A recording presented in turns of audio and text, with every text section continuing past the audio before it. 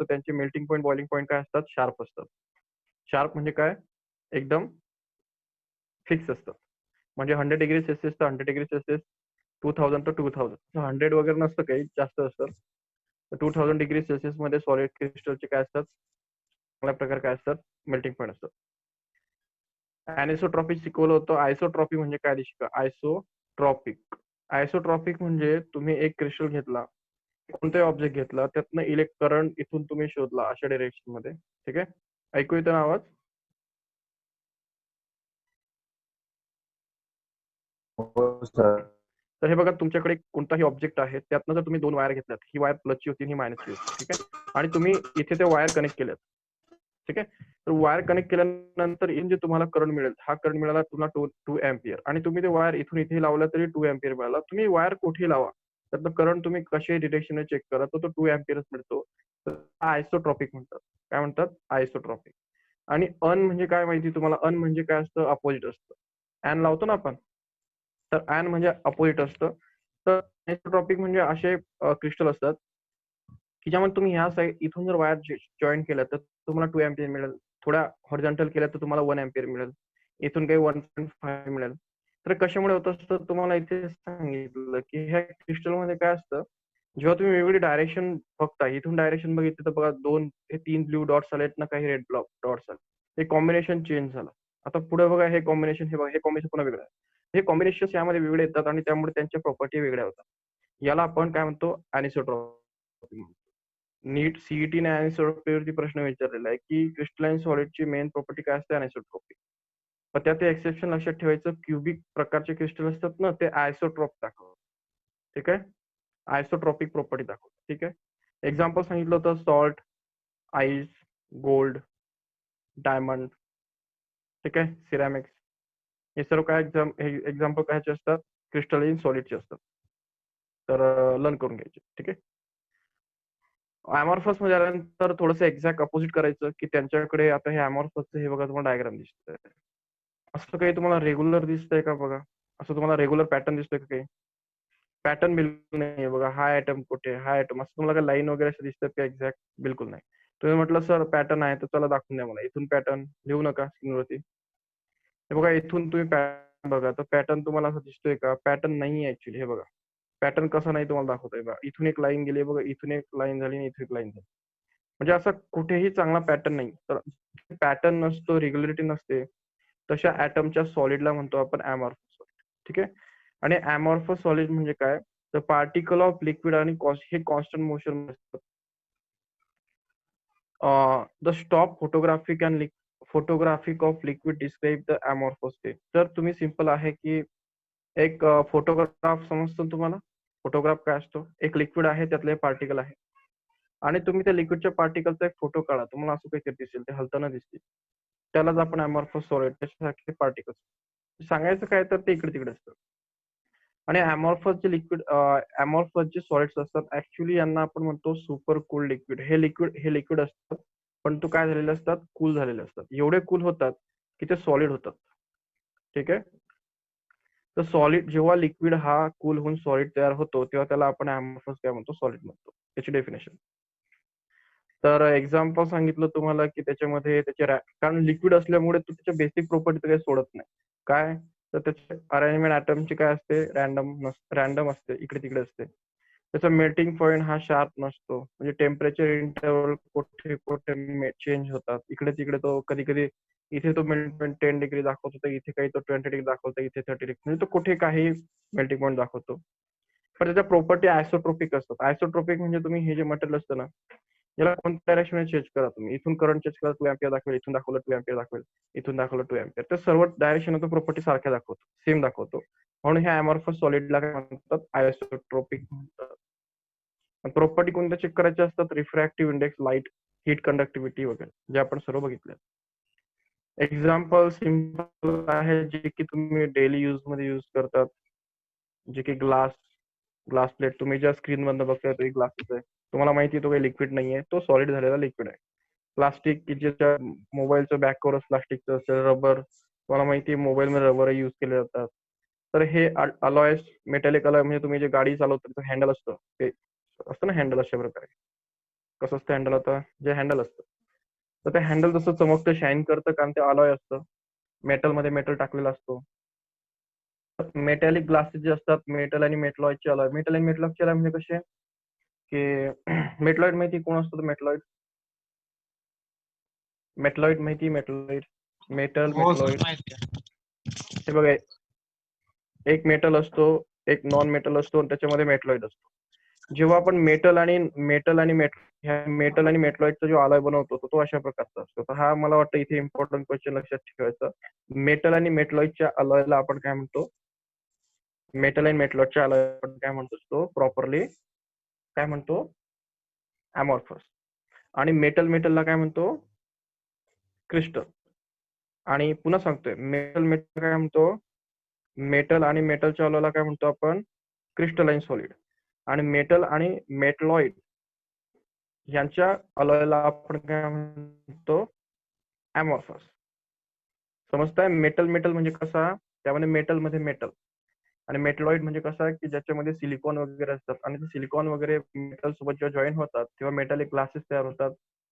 त्यांना आपण काय म्हणतो? Metal metalloid alloy. तर इथे काही कॉम्बिनेशन दिलंय तुम्हाला. क्रिस्टलाइन, हा क्रिस्टलाइन सॉलिड आहे, हा अमॉर्फस सॉलिड आहे. एकदम बेसिक आहे. आता आपण थोडंसं एक महत्वाचा पॉईंट बघू की तो पेपरला सीईटीच्या दृष्टीने महत्वाचा आहे. तर त्याच्यामध्ये आयसोमॉर्फिझम आणि पॉलिमॉर्फिझम. सीईटीचे प्रश्न काढा, मागचे तुम्हाला दोघे टॉपिक आलेले दिसतील.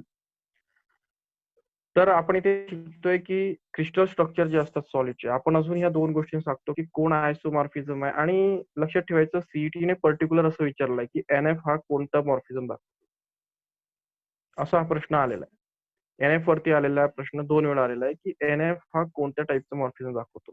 आणि हा प्रश्न विचारलाय सीईटीने की पॉलिमॉर्फिझम काय असतं. तर इथून सीईटी मध्ये प्रश्न येण्याचे चान्सेस आहेत. तर बघू आपण.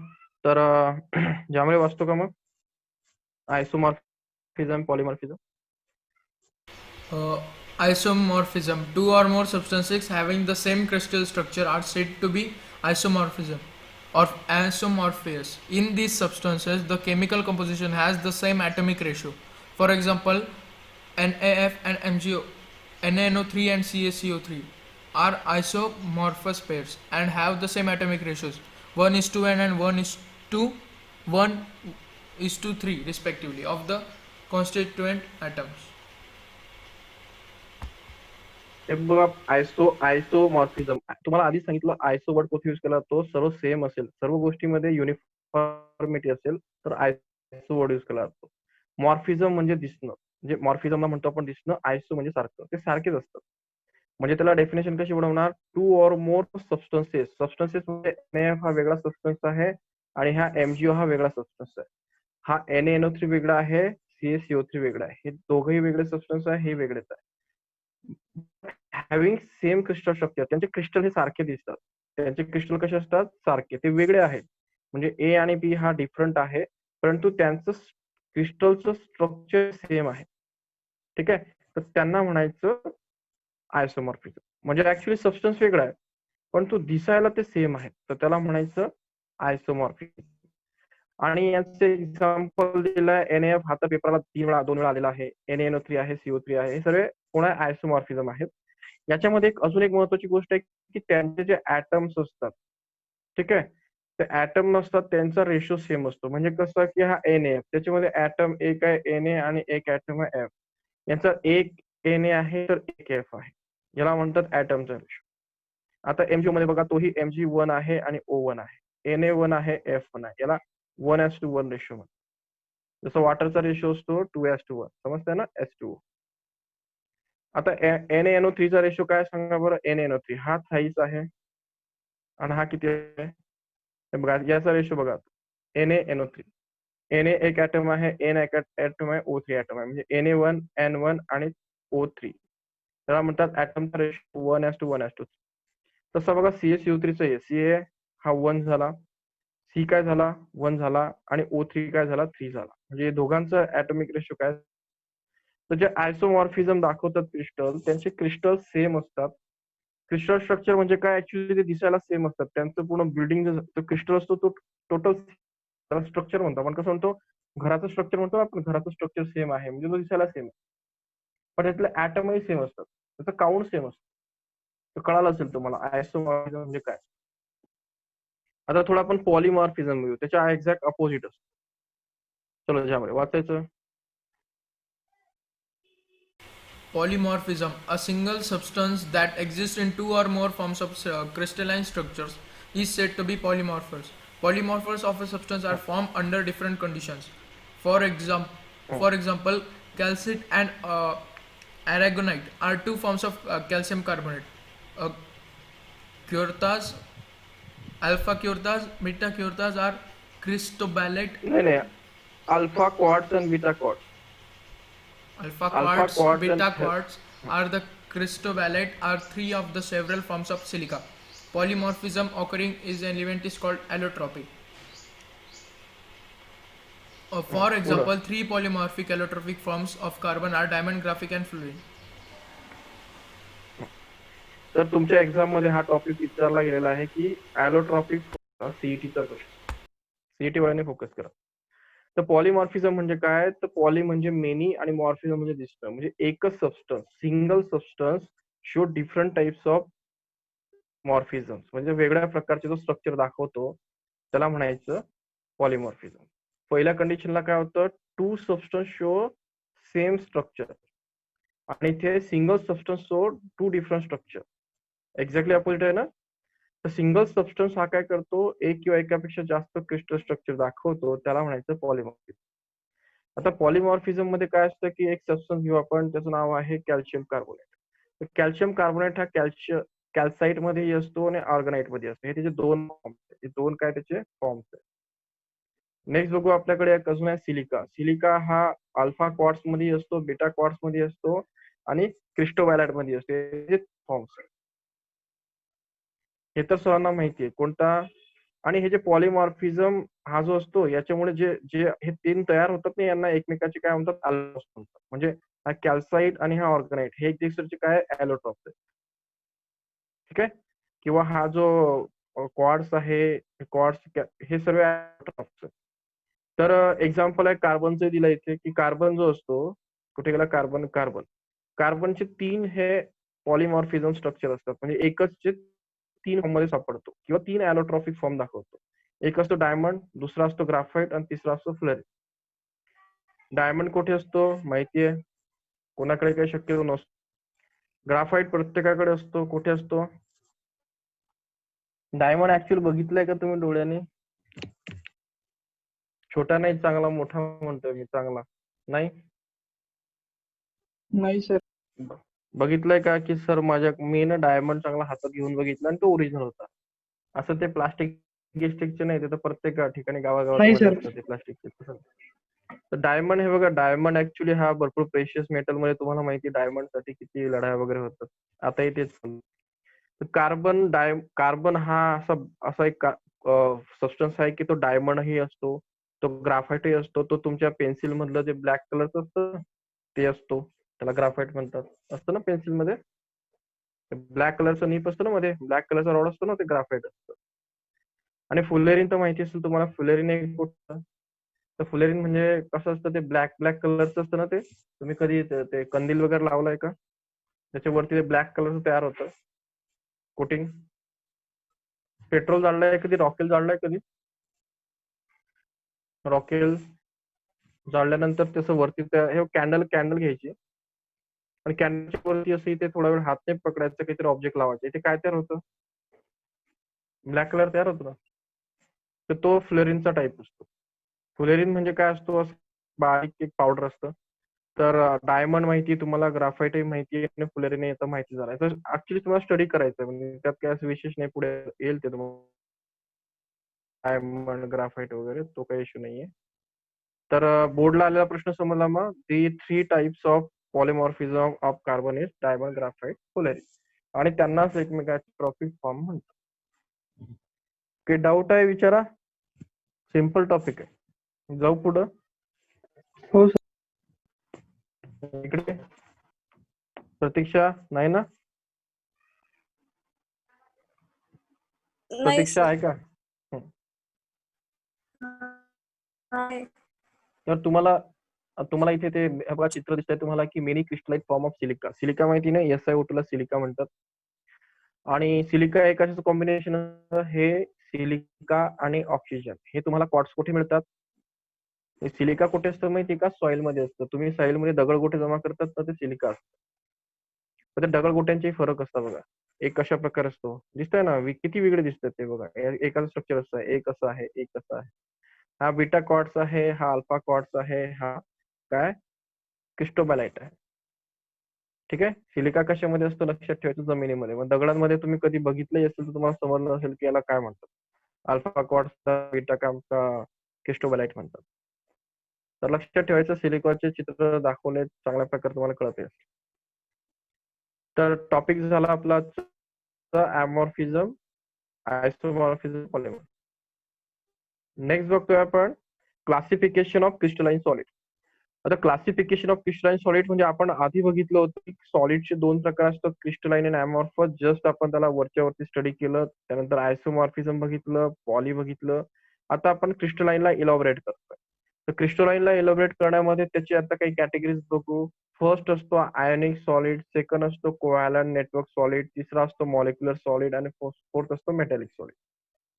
ते एक बघू आपण. तर आधी बघू आपण आयोनिक सॉलिड. आयोनिक सॉलिडचे काही क्वालिटी बघू. आधी आयोनिक सॉलिड काय असतो ते बघून. डायग्राम आहे का इथे? हा आयोनिक सॉलिड आहे. आयोनिक सॉलिड म्हणजे काय त्याचे एक्झाम्पल बघा. खाण्याचं मीठ, हा potassium sulphate, calcium chloride, calcium chloride हे सर्व क्रिस्टल असतात. याचे काय असतात? आता तुम्हाला चांगला माहिती आहे सोडियम क्लोराईड काय असतो. घरी दररोज खाता तुम्ही. तर तो घरी दिसणारे जे त्याचे थोडे डॉट्स असतात ना, क्रिस्टल असतात ना, त्यांना कॅल्शियम सोडियम क्लोराईड म्हणतात. तर अशा सॉलिडला म्हणायचं आयोनिक सॉलिड. का म्हणायचं तर बघू. हा जो सॉलिड बनलेला असतो क्लोराईडचा किंवा हा कॅल्शियम क्लोराईड वगैरे, तर हे काय असतात, हे पार्टिकल जे असतात ते ऍक्च्युली आयन्स असतात आणि ते चार्ज आयन असतात. आणि ह्या सॉलिडमध्ये कट आयन आणि अनायन प्रकारचे दोन काय असतात, चार्ज आयन असतात. म्हणजे हा जर प्लस आयन असेल तर याच्या ठिकाणी मायनस आयन. आणि लक्षात ठेवायचं कधी प्लस आयन छोटा असतो, मायनस आयन मोठा असतो. अशा प्रकारची सिच्युएशन असं सॉलिड तयार होतो. तर ह्या आयन्सने जो सॉलिड तयार होतो त्याला चार्ज आयनमुळे त्याला म्हणायचं आयनिक प्रेशर. मग आता हे आयनिक चार्ज का तिथे आणि हा आयन्स का एकत्र राहतात, तर सिंपल गोष्ट आहे. त्यांच्यामध्ये एक फोर्स असतो. त्या फोर्सला आपण 100 वेळा बघितलं. अपोजिट चार्जेस मध्ये कोणता फोर्स असतो? Coulomb force. प्लस मायनस मध्ये कोणता फोर्स असतो? Coulomb force. आणि या कुलॉम्ब फोर्सलाच आपण दुसऱ्या भाषेमध्ये काय म्हणतो? Electrostatic force of attraction. काय म्हणतो आपण? Electrostatic force of attraction. कळालं? तर तुम्हाला दोघही गोष्टी माहिती असल्या पाहिजे. एक तर कुलॉम्ब फोर्स म्हटला तर तो याच्यामध्ये असतो, कारण चार्जेस असतात. त्याला इलेक्ट्रोस्टॅटिक फोर्स ऑफ अट्रॅक्शन आपण चांगल्या भाषेत म्हणतो. तर दोघंही लक्षात ठेवायचे. फोर्स कोणता असतो? कुलॉम्ब. आणि पुन्हा त्याला काय म्हणतात? Electrostatic force of attraction. आता हे क्रिस्टल कसे असतात? हार्ड आणि ब्रिटल असतात. म्हणजे मिठाचा खडा जर तुम्ही वरतून असा फेकला तर तो फुटतो, त्याला ब्रिटल म्हणतात. हार्ड म्हणजे कसा? आता महत्वाचा प्रश्न आहे की आता मोठी गोष्ट झाली आहे. हार्डही म्हणतोय मी आणि ब्रिटलही म्हणतोय. मेल्टिंग पॉईंट जास्त असतो तर काही सांगायची गरज नाही. सॉलिड आहे, सॉलिड मेल्टिंग पॉईंट जास्त. आता हे कोणाला सांगता येईल का सर हार्ड आणि ब्रिटल काय मॅटर असतं? हार्ड असणं म्हणजे काय आणि ब्रिटल असणं म्हणजे काय? प्रश्न पडायला पाहिजे ना की सर हे तुम्ही हार्ड आणि हार्ड म्हणजे. हॅलो झांबरे, आवाज. हॅलो.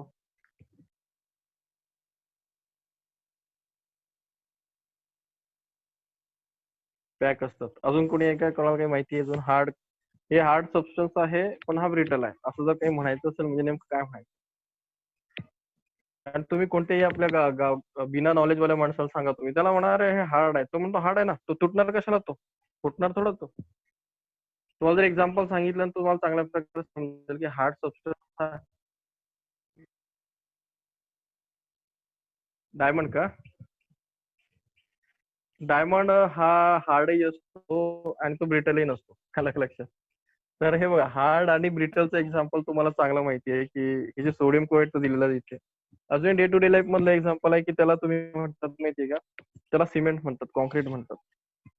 कॉन्क्रीट हे असं असतं की तुम्ही त्या कॉन्क्रीट वरती किती लोड टाका, त्याला किती क्रॅश मारण्याचा प्रयत्न करा, तो क्रॅशला रेजिस्ट करतो, पण त्याला वरतून तुम्ही खाली सोडा, तो फुटून जातो. कॉन्क्रीट असं आहे की त्याला तुम्ही असं नखाने ओढलं ना, असे कंटिन्यू मशीन याच्याने, ते लवकर निघत नाही, तो हार्डनेस दाखवतो. पण त्याला तुम्ही एका वरतून फक्त खाली सोडा, तो फुटणार. म्हणजे ब्रिटल असा सबस्टन्स असतो की त्याला तुम्ही असं, त्याला टेन्शन सहन नाही होत. त्यात थोडी टेन्शन समज ते सरांनी शिकवलं असेल ना, टेन्शन काय असतं. हा सबस्टन्स आहे, याला जर तुम्ही असं, ही प्लेट आहे आणि याला जर असं या रॉडवर वरतून सोडलं तर ह्या दोन पोर्शन मध्ये टेन्शन तयार होतं. इथे टेन्शन समज, कॉम्प्रेशन आणि टेन्शन असे दोन प्रकारचे फोर्सेस असतात. तर त्याला टेन्शन क्रिएट होतं आणि टेन्शन त्याच्याने सहन होत, तुटून जातो. पण हार्डनेस म्हणजे काय असतं की हा सबस्टन्स असतो, याला असं ते एक मशीन असतात, त्याच्याने असं त्याला वरखडे ओढायचे. समजतंय ना? असे जास्त ना मूवी मध्ये की ते अॅनिमल्स वगैरे अशी दगडांना वगैरे असे वरकडे उडतात, तर तसं त्यांना लगेच निघत नाही. त्या ऍटम्स एकमेकाला सोडत नसतात, त्याला असे स्क्रॅचेस पडत नाही. ज्याला स्क्रॅचेस पडत नाही ना, त्याला हार्ड म्हणतात. आणि जो ब्रिटल म्हणजे काय, तो पडल्यावरती लगेच फुटतो, त्याला म्हणतात ब्रिटल. तर हे सोडियम क्लोराईड थोडेसे हार्ड असतात, त्यांना स्क्रॅच वगैरे लवकर पडत नसतात, पण ते पडल्यावरती लगेच फुटतात. तर त्याला लक्षात ठेवायचं, हार्डनेस ही वेगळी प्रॉपर्टी आहे आणि ब्रिटलनेस ही वेगळी प्रॉपर्टी.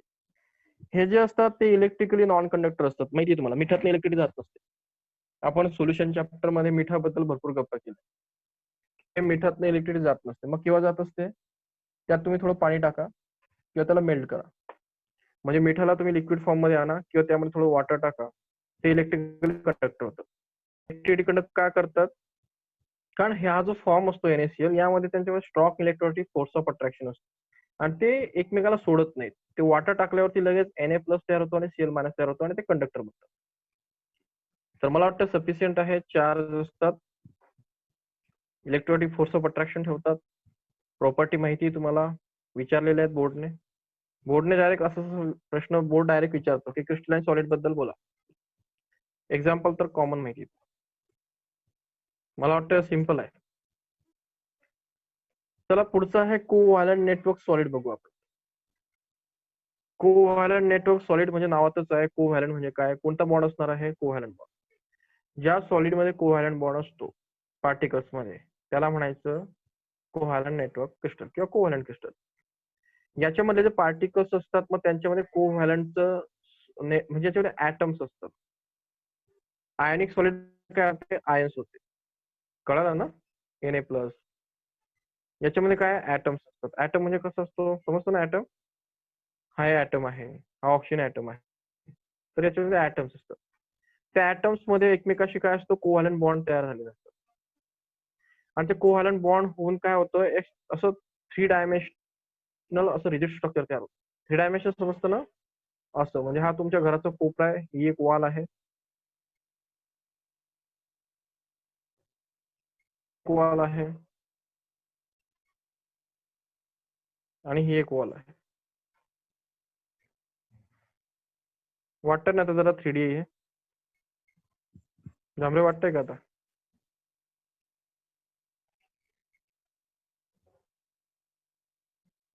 तसं तसं कलर वगैरे करतायत मला सांगा. हे बघा, आता तुम्हाला थोडा 3D वाटत असेल जरा, ते आता तुम्हाला फील येईल की जरा हे ना, आपण एका भिंतीकडे बघतोय. तर ते भिंत आहे अशी. आता थोडून अजून एक येलो कलर मोर दे मला. आता सांगा की तुम्हाला वाटतंय की नाही की तुम्ही एका कोपऱ्यात बघताय. आता सेंटर मध्ये बघा, तुम्हाला वाटेल की तुम्ही कोपऱ्यात बघताय आणि तो कोपरा मध्ये गेलेला आहे स्क्रीन मध्ये. तर दिस इज 3D स्ट्रक्चर. तर या 3D स्ट्रक्चर सारखं तुम्हाला काय असतं की ह्या कोव्हॅलंट बॉन्ड असा 3D मध्ये वाढतो, म्हणजे असा सिंगल नाही वाढत, 3D. तर तो 3D म्हणजे काय, तो एक्स ऍक्सिस मध्ये वाढतो, वाय मध्ये वाढतो, झेड मध्ये, म्हणजे एक एक मास तयार करतो. ठीक आहे. आणि ते कोणाचं असतं, सर्व कोव्हॅलंट बॉन्डचं असतं. तर डायग्राम मध्ये बघू, कोव्हॅलंट बॉन्डमुळे असं जायंट मॉलिक्युल तयार होतो, मोठा मॉलिक्युल असतो, त्यात 3D तिन्ही डायमेन्शन तो युज करतो. आणि the entire crystal is single molecule. आणि हा जो जायंट नेटवर्क तयार होतो, हा सिंगल क्रिस्टल तयार करतो.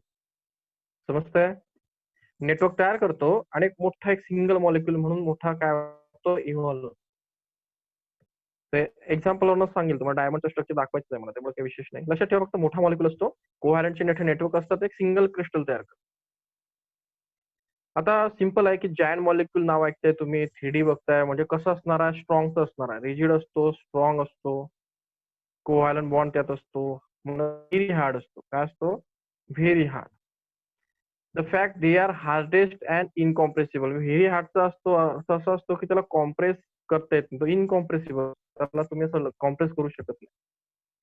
आणि सिंपल आहे, एवढं जर तुम्ही म्हणताय स्ट्रॉंग रीड, तर मेल्टिंग पॉईंट त्याचा बॉइलिंग पॉईंट हायच असणार आहे ना, एवढं स्ट्रॉंग आहे तर. मेल्टिंग पॉईंट म्हणजे काय? त्यातले मॉलिक्यूल तुकडं. बॉइलिंग पॉईंट म्हणजे काय? ते मॉलिक्यूलचे गॅसमध्ये कन्वर्ट होणार, तर लवकर गॅसमध्ये कन्वर्ट होत नाही किंवा लिक्विड होत. इलेक्ट्रिसिटी आता एवढा जो स्ट्रॉंग स्वतःची त्याचा बॅकअप आहे, तर तो त्यातले आयन्स वगैरे वेगळे होणार आहेत का?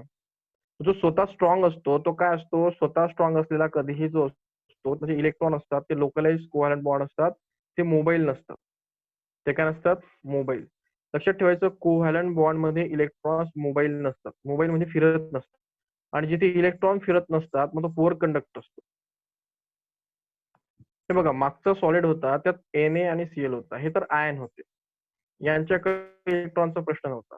हा कोव्हॅलंट बॉन्ड आहे म्हणजे ESI आणि हा O2 आहे असा. याच्यामध्ये कोव्हॅलंट बॉन्ड मध्ये इलेक्ट्रॉन अडकलेले आहेत. यातले इलेक्ट्रॉन फिरत नाहीत. हा स्ट्रॉंग मॉलिक्यूल आहे, त्यामुळे मॉलिक्यूल मध्ये इलेक्ट्रॉन फिरत नाही, त्याच्यामुळे तो पुअर कंडक्टर आहे. तो हीट कॅरी करत नाही आणि इलेक्ट्रिसिटी कॅरी करत नाही. एक्झाम्पल बघा, diamond, quartz, carbon nitride, carbon डम, हे these are the covalent solids. तर आपण डायमंड बद्दल स्ट्रक्चर बघू. आहे का डायमंड? नाहीये. ठीक आहे, डायमंडचं आपण शोधतो मी इथे डायमंडचं स्ट्रक्चर. डायमंड, डायमंड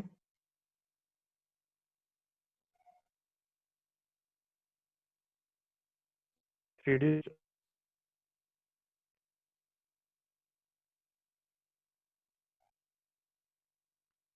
डायमंड हे बघा, हा तुम्हाला एकदम चांगला व्ह्यू देतोय की डायमंड दिसतोय ना कसं आहे. डायमंड हा 3D मध्ये असतो बघा. आता हा तुमचा काय होता? कॉर्नर होता. कॉर्नरला एक ऍटम बसलेला असतो, एक्स ऍक्सिस मध्ये एक, वाय ऍक्सिस मध्ये एक, झेड ऍक्सिस मध्ये, तिघही कॉर्नर मध्ये फिरतो. तेव्हा वरती बघा, हाही बघा, हा इथून तुम्हाला चांगला व्ह्यू येईल. हे बघा, कोणतं स्ट्रक्चर आहे? टेट्राहेड्रल. शिकवतो ना तुम्हाला कोणतं स्ट्रक्चर आहे? टेट्राहेड्रल. आठवतंय का? स्टँड सारखं दिसतंय ना. नीट एकावरतीच फोकस करा, तेव्हा तुम्हाला स्टँड दिसेल चांगल्या प्रकारे. हे याच्यावरती फोकस करा. एक सेंटरला असतो, एक वरती, एक मागे, त्याच्या एक मागे आणि एक पुढं. याला टेट्राहेड्रल स्ट्रक्चर म्हणतात. हे स्ट्रक्चर बघा, इथे तोच आहे बघा, नीट बघा, इथे तोच आहे बघा, फोकस करा, इथे तोच आहे. तुम्हाला ते व्हिज्युअलाइज करावं लागतं ते. हा एक तोच आहे टेट्राहेड्रल, हाही तसंच आहे. जे मागचंही नीट बघा तसंच आहे, वरचंही तसंच आहे. हे सर्व असे जॉईन होत जात, जायंट नेटवर्क तयार होतं, आणि जायंट नेटवर्कचा एक क्रिस्टल तयार होतो, आणि याला आपण डायमंड म्हणतो. आणि थोडा स्ट्रॉंग असतो कारण त्याचं नेटवर्क स्ट्रॉंग असतं ना. ते दिसतंय तुम्हाला किती स्ट्रॉंग बनतंय बघा, ते असं बनवतं, आणि याला आपण डायमंड म्हणतो. किती स्ट्रॉंग बनतं ते. तर डायमंड अशा प्रकारचं स्ट्रॉंग नेटवर्कला कंपाऊंड आहे. समजलं? तर दॅट्स ऑल, तुम्हाला तिथे कळालं. तर SiO2 स्ट्रक्चर दाखवून देतो. आता वेळ आहे, दाखवून देतो. तर काय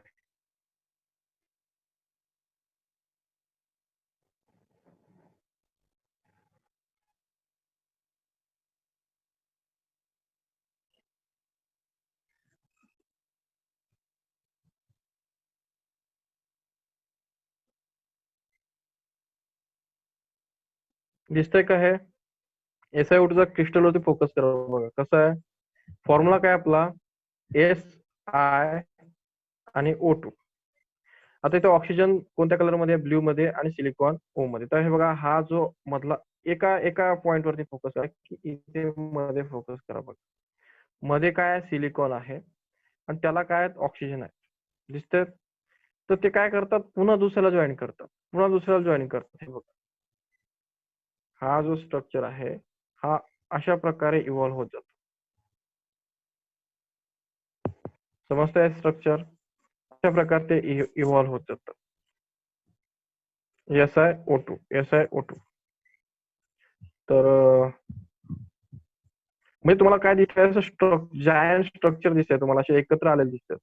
तर अशा स्ट्रक्चरला म्हणायचं की ते काय आहेत, आणि ऍक्च्युली तो असा असतो सिलिकॉन डायऑक्साईड. तर आपण इथे येऊ. कार्यकर्ते कमी आले का बुवा? ओके. ते केमिस्ट्री आणि ते 12वीचा इफेक्टच असतो तो. चांगले चांगले कमी होतात इथे.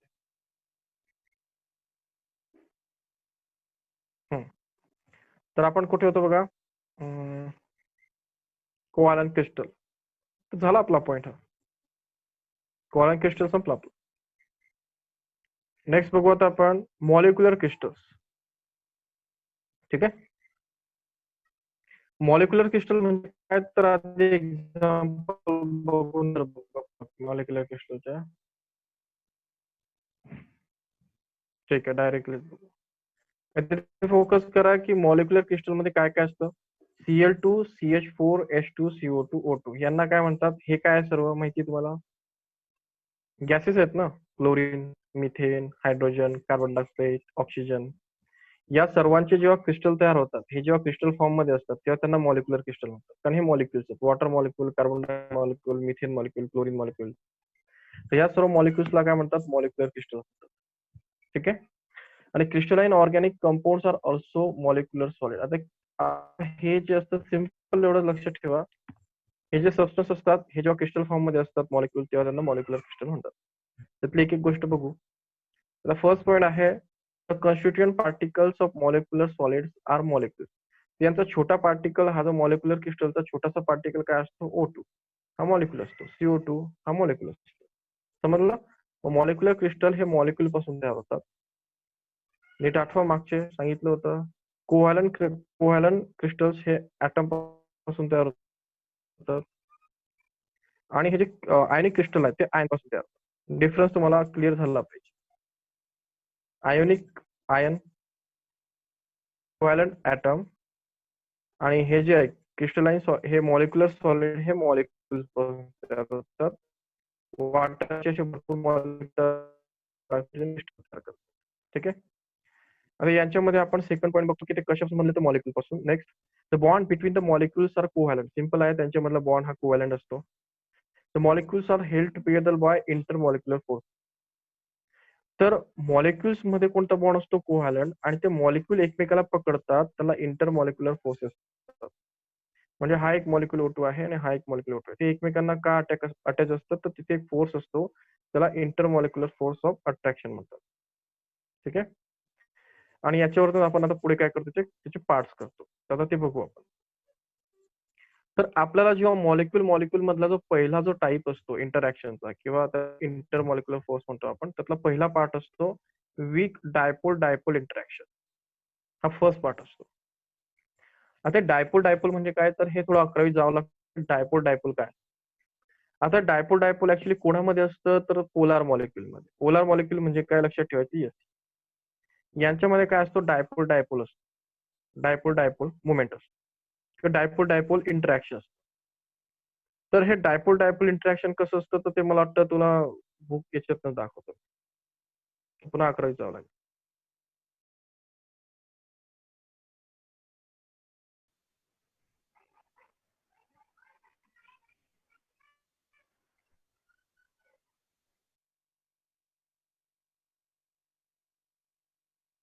याला म्हणतात डायपोल डायपोल इंटरॅक्शन. आता बघा काय असतं डायपोल डायपोल इंटरॅक्शन. सिंपल गोष्ट आहे की वरती बघा, दोन HCl चे मॉलिक्युल आहेत. ठीक आहे. हा एक HCl चं मॉलिक्युल आहे आणि हा एक HCl चं मॉलिक्युल. आता HCl च्या मॉलिक्युल मध्ये तुम्हाला सांगितलं होतं पोलार नेचर असतं. काय असतं, पोलार. पोलार म्हणजे काय, हा H कधीही प्लस असतो आणि Cl मायनस असतो. हे डोक्यात बसून घ्या. HCl ला पोलार मॉलिक्युल असतो. त्याच्यामध्ये Cl कडे मायनस चार्ज असतो आणि H कडे प्लस चार्ज असतो. मग काय होतं की जेव्हा हे HCl आपण एका सिस्टीम मध्ये करतो, आणि तो सॉलिड फॉर्म मध्ये असतो. कोणत्या फॉर्म मध्ये असतो, सॉलिड फॉर्म मध्ये. लिक्विड फॉर्म मध्ये असतो किंवा सॉलिड मध्ये असतो, दोघं ठिकाणी तो असतो. तर तेव्हा काय होतं की हे मॉलिक्युल जेव्हा दोन HCl मॉलिक्युल जवळ येतात, तेव्हा त्यांच्याकडे आपल्याला माहिती आहे की एकाकडे निगेटिव्ह चार्ज आहे आणि एकाकडे पॉझिटिव्ह चार्ज आहे. तर हे Cl काय करतो, तर दुसऱ्या पॉझिटिव्ह चार्ज वाला काय करतो, अट्रॅक्ट करायला सुरुवात करतो. तर दोघंही HCl चे मॉलिक्युल आहेत. पण त्यातला हा Cl काय करतो, त्या H ला अट्रॅक्ट करतो, कारण त्याच्याकडे पॉझिटिव्ह चार्ज आणि इकडे निगेटिव्ह चार्ज. आणि ह्या ज्या दोन मॉलिक्युल्स मध्ये सेम मॉलिक्युल्स मध्ये अशा प्रकारचं प्लस मायनस म्हणजे अट्रॅक्शन तयार होतं, याला इंटरमॉलिक्युलर फोर्स म्हणतात. तो असतो dipole dipole interaction. Simple point समजला. हे मॉलिक्युल्स एक दुसऱ्याच्या जवळ का राहतात, कारण त्यांच्या अपोजिट शेजारच्या अपोजिट चार्जेस मध्ये काय होतं, अट्रॅक्शन तयार होतं. त्याला डायपोल डायपोल इंटरॅक्शन म्हणतात. कळलं? हॅलो.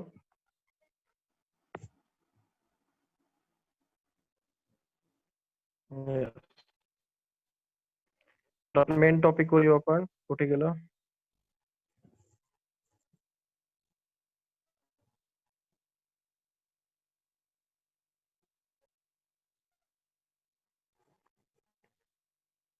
नेक्स्ट आहे तुम्हाला मध्ये काय, वीक डिस्पर्शन और लंडन फोर्स. आता मिथेन मध्ये असतं, ठीक आहे. तर मिथेन मध्ये आपण बघू लंडन फोर्स.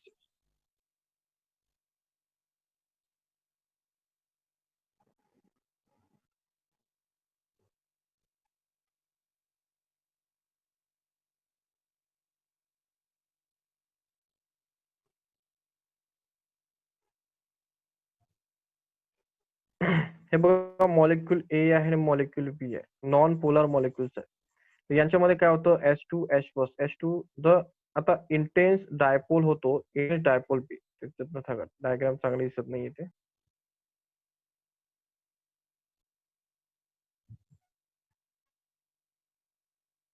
हे काही एवढे चांगलं नाही.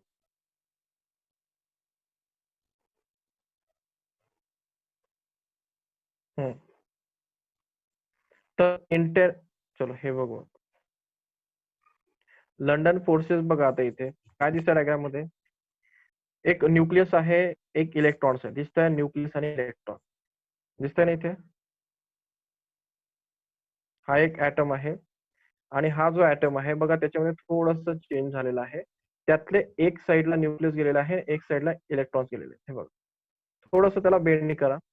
एका साइडला प्लस गेलाय आणि एका साइडला मायनस केलाय, तर त्याच्याकडे प्लस मायनस तयार होतं. लंडन फोर्सेस म्हणजे काय, इंस्टंटेनियस, काही वेळापुरतं होतं, ठीक आहे. तर हा ऍटम्स अशा प्रकारे थोडासा मॉडिफाय होतो आणि त्यातला प्लस एका साइडला जातं आणि मायनस इलेक्ट्रॉन एका. हे डॉट म्हणजे काय, इलेक्ट्रॉन. डॉट काय आहेत, हे डॉट बाहेरचे इलेक्ट्रॉन्स आहेत, प्लस आहे.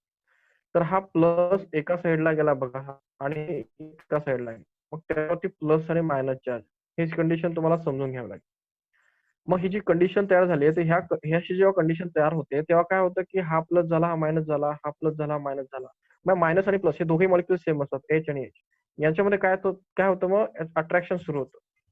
या अट्रॅक्शनला आपण लंडन फोर्स. ठीक आहे, समजताय मॅटर. डेफिनेशन वाचा एकदा, तुम्हाला समजेल. डेफिनेशन एकदा वाच जामरे.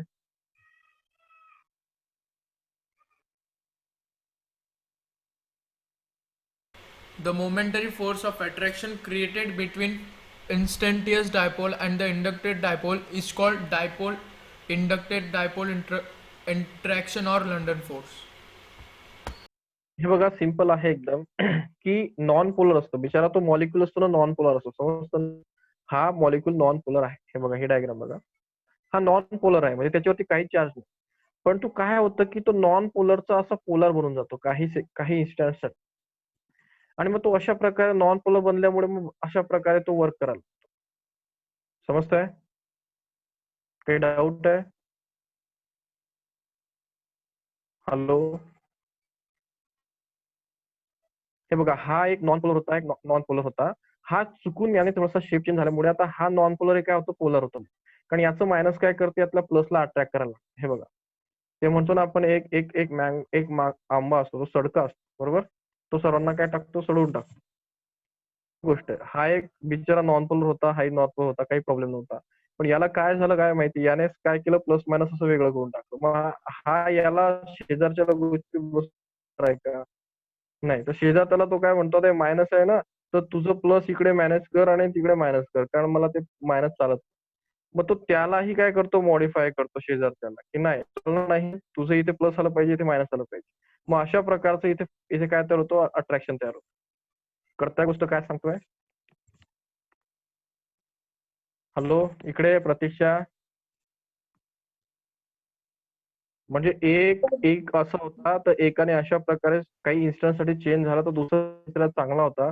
तर चांगल्यालाही त्याने काय केलं, मायनसने काय केलं, त्यातला प्लस एका साईडला ताणला आणि मायनस दुसऱ्या साईडला ताणला, तोही तसंच झाला. तर मग दोघांमध्ये आता अट्रॅक्शन तयार झालं आणि तिथे लंडन फोर्स सेंड. तर अशा प्रकारचा इन्स्टंट मोमेंटरी फोर्स म्हणजे काही काही वेळापुरता फोर्स असतो. मोमेंटरीचा अर्थ असतो काही वेळापुरता. म्हणजे हे काय असे एकदम परमनंट फोर्सेस नसतात, ते चेंज होत राहतात. तर अशा प्रकारच्या सिच्युएशन मध्ये होतात. ऍक्च्युली तुम्ही हे बघा, हे शिकताय ना, कोर केमिस्ट्री आहे.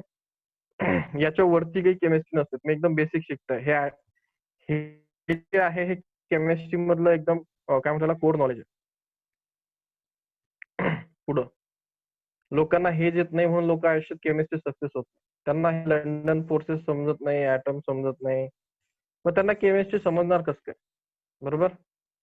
आता इंटरमॉलिक्युलर हायड्रोजन बॉन्ड. आता इंटरमॉलिक्युलर हायड्रोजन बॉन्ड आता मी 10 वेळा सांगितलं, ज्यामुळे आठवत आहे का अल्कोहोल मध्ये? इंटरमॉलिक्युलर हायड्रोजन बॉन्ड म्हणजे हा सर्वात फेमस बॉन्ड आहे की बोर्ड मध्ये एकदा ना एकदा, बोर्ड मध्ये प्रत्येक वर्षी याच्यावरती प्रश्न असतो.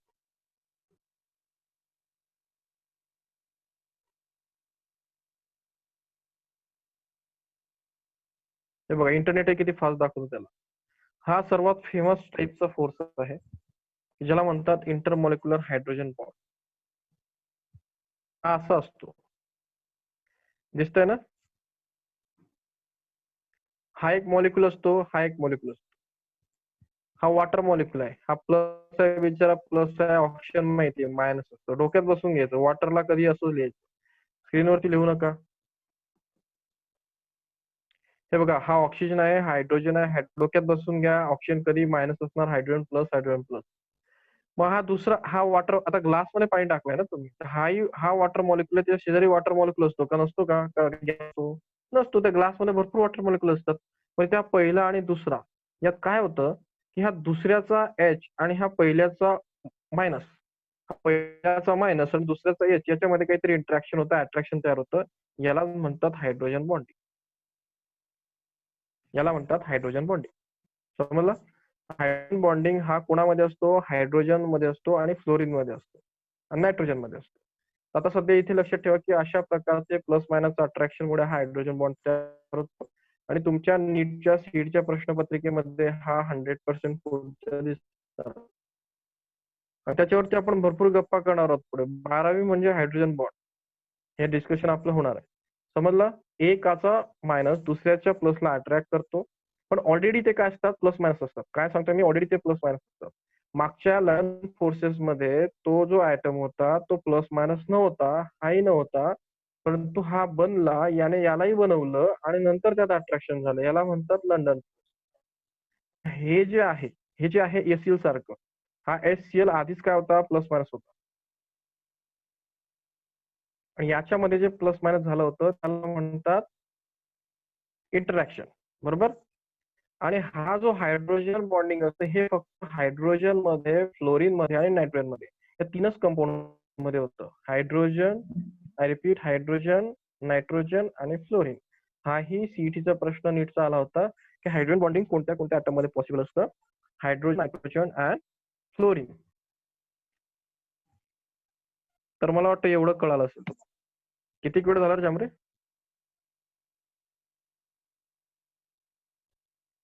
बापरे, भरपूर ऐकलं मग तुम्ही.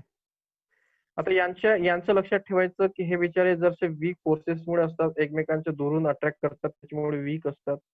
त्याच्यामुळे मेल्टिंग पॉईंट, बॉइलिंग पॉईंट थोडा लो असतो. हे सॉफ्ट असतात, सॉलिड. याचा melting point, boiling point low असतो.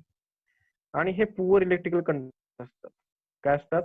Poor electrical conductor. मग लक्षात ठेवायचं कोण चांगले कंडक्टर होते? आयोनिक मेटल, आयोनिक क्रिस्टल, म्हणजे असं सोडियम क्लोराईड. पण ते मागचा मॉलिक्युलर ही काय आहे, बॅड कंडक्टर आहे. तिकडे कोव्हॅलंट ही बॅड कंडक्टर आहे. आणि तो आयनिक तर टोटल बॅड कंडक्टर असतो, पण त्या पाण्यात टाकल्यानंतर तो काय होतो, गुड कंडक्टर होतो. तर अशा प्रकारे मला वाटतं इथे आपण स्टॉप करू आज. मग इथे मेटॅलिक कंडक्टर वगैरे, मग आपण नवीन एक टॉपिक इथं सुरू होईल, तो मग इम्पॉर्टंट आहे. ठीक आहे, हाही इम्पॉर्टंटच आहे, पण तो थोडासा इंटरेस्टिंग आहे. हा थोडासा तुम्हाला डोक्याला गरम करणारा टॉपिक आहे. ठीक आहे. तर मग कार्यकर्ते काय इथे प्रत्येक आहे बघ, हाच डिफरन्स असतो की तुम्हाला म्हटलं मी की कन्सिस्टन्सी महत्वाची असते. कन्सिस्टन्सी म्हणजे काय की तुम्ही किती कंटिन्यू टिकतात. आता इथे कोण कोण प्रेझेंट आहे? झांबरे आहे, आदित्य आहे, अनुजा आहे, चेतन राजपूत, प्रतीक्षा, रूपश्री, साहिल आणि वैभव. हे बघा, तुम्हाला एक गोष्ट सांगतो मी, जर तुम्हाला सिंपल आहे, छोटस वर्क करायचं असेल, तुम्हाला मेड माहिती आहे ना? मेड काय असतं? वॅक्स. वॅक्स माहिती आहे ना? आणि तुम्हाला वॅक्स नंतर तुम्हाला हे माहिती पाहिजे